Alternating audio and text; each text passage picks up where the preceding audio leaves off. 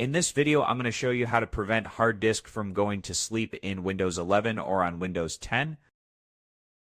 So this should be a quick and easy process, and without further ado, let's go ahead and jump straight into it.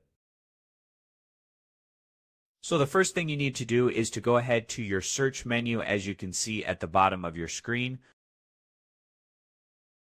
After that, just go ahead, type in Control Panel, and then just go ahead, click on Open.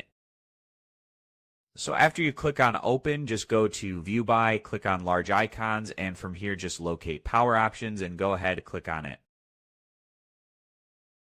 Now after you click on Power Options, just go ahead, click on Choose when to turn off the display. So now after you have clicked on it, just go here and then click on Never, and then go to Plug Then, also turn it off to Never.